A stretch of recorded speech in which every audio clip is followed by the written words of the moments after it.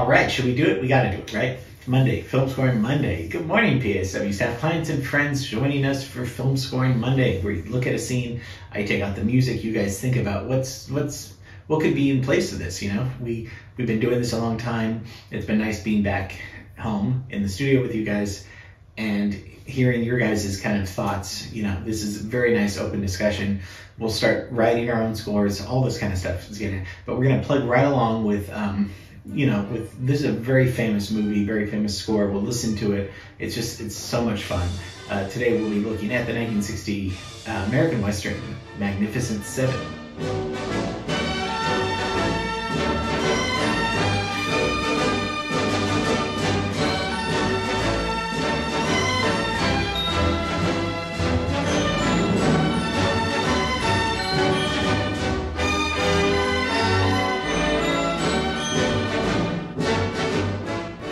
Probably you've heard that theme, right? I mean, it's so famous that, you know, that theme, and we'll get to the music and the composer later, but Magnificent Seven, 1960 comes out, long time ago, considered one of the greatest Western movies, that little Western genre. We've looked at, we've done a few Westerns.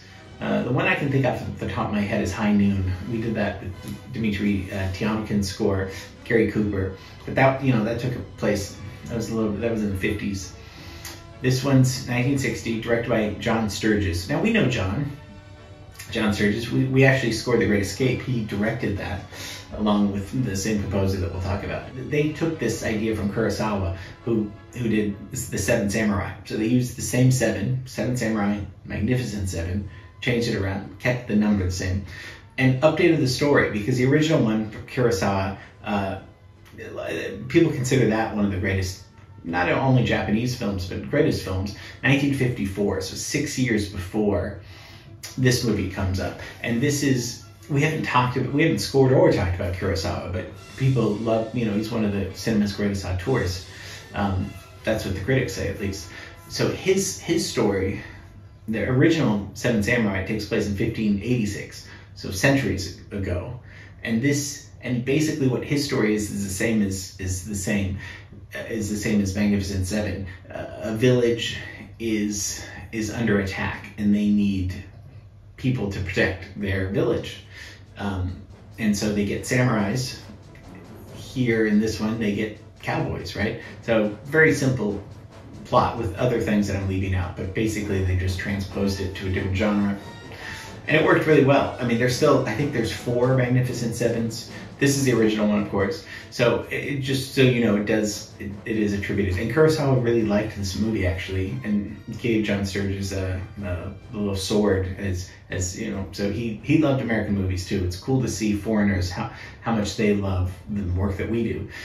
So but these 7 characters in this, they're there to protect this small village in Mexico. Most of the filming took place all in Mexico, from all these bandits, from these outsiders. And Eli Wallach is one of those bandits, but it's an ensemble cast. Yul Brynner's great actor. Steve McQueen, who was in Great Escape that we looked at.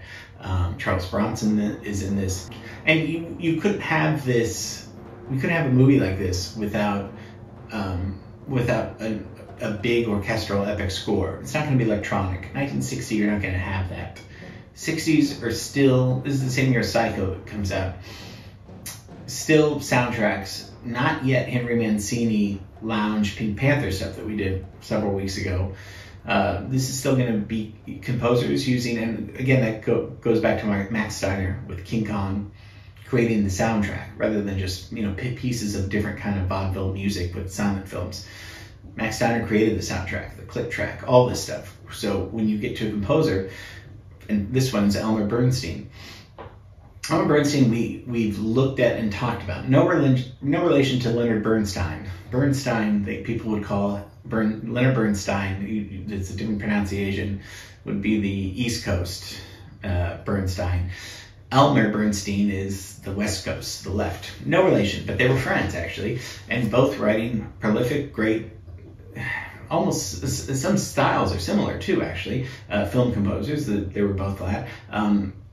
Leonard would be more of a conductor, but a brilliant composer in his own right. Elmer conducted, but did tons of scores. So he did Ten Commandments. So we did look at that score, 1956, just a few years before this. But it did 100 film scores and then won Academy Award for Thoroughly Modern Millie. So also did musical theater. Wrote the score to Kill a Mockingbird, which is something we might look at some point. Also did The Great Escape. So we did The Great Escape and we did Ten Commandments. So we know Elmore, actually, now that I think about it. And then later, lived a long life, did comedies, did Animal House and Three Amigos and Airplane. So just a huge amount of talent. Was trained as a concert pianist and went to Juilliard. Just unbelievable. And it's cool because he studies during his training with Aaron Copland. We'll talk about Aaron Copland a little bit because we have to listen to the theme song to this is so incredible. It's one of those that even if you don't see the movie, you just know it's the theme song to this. That's how epic and fun it is. If you don't know, if you forgot what the song is, let's just take a look at the orchestra and hear them perform it.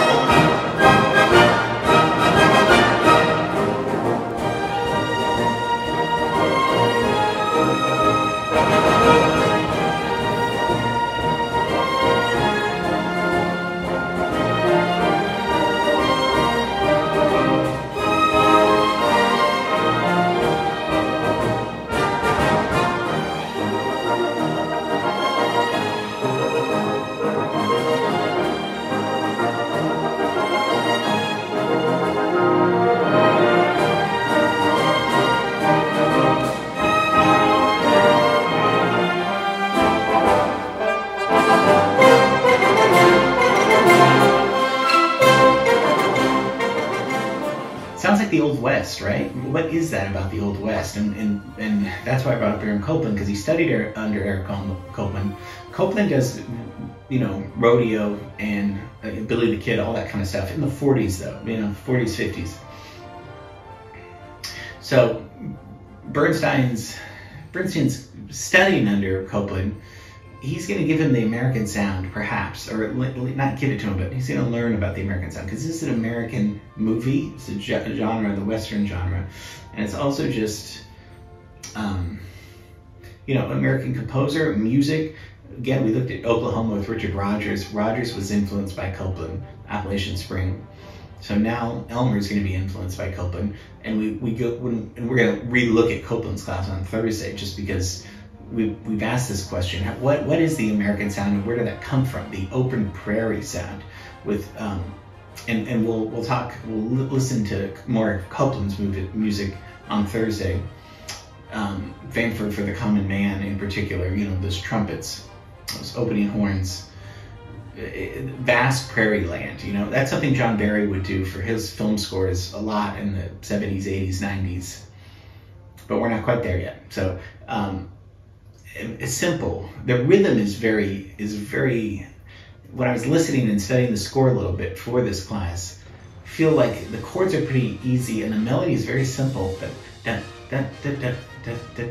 he found a really good syncopated rhythm that was very easy to remember, because you can just sing it, and then once you add the melody, which are kind of just it's very melodic, but the melody is very few notes, right?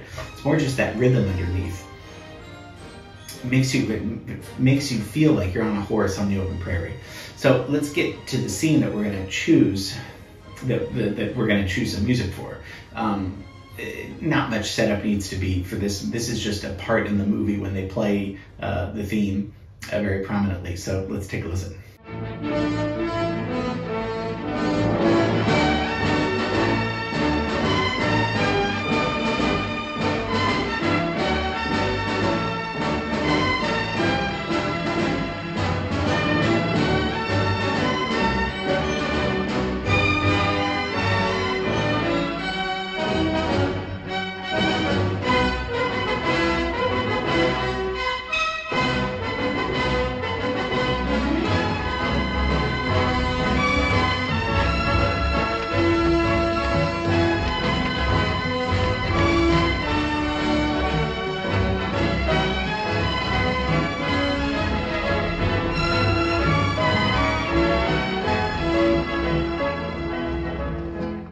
works so well, right? Don't you kind of smile, especially when the theme comes, when the shot goes to that with the mountains in the back? You're almost like, and the theme comes, you're like, yeah, it's perfect. It's perfect.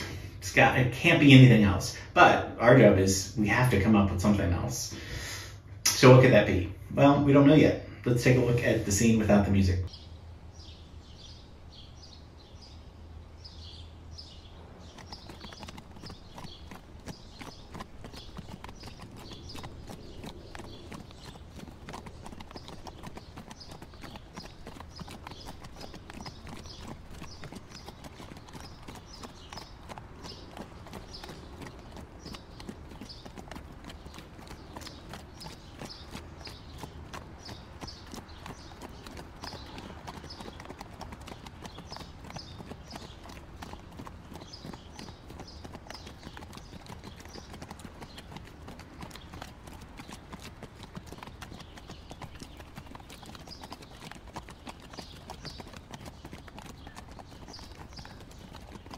Okay, so this is when John Sturges comes to you, the director, and says, okay, fill music in here. What is it going to sound like?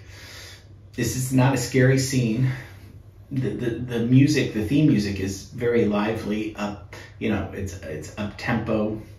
It's Western though, right? So it's gotta have some sort of Western feel to it, whether you're using instruments that are Western, but it can't be country Western, pop songs. That would be confusing. Think of Western, classical Western music, something like that. Another Western film score could be good.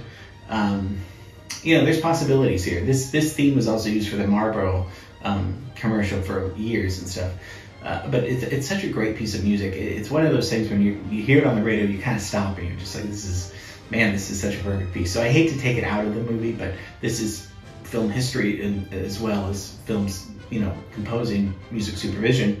It's good to just, show you guys some of these great scenes, great actors, performances, directors, all that kind of stuff. So think of something that would fit for this scene. If you're ever confused, I'm here. You ever need to go back and watch the scene without the music, these are on YouTube forever. So, okay, so that's that. We're gonna look at Aaron Culpin Thursday. Have a great week and see you later. Okay, bye.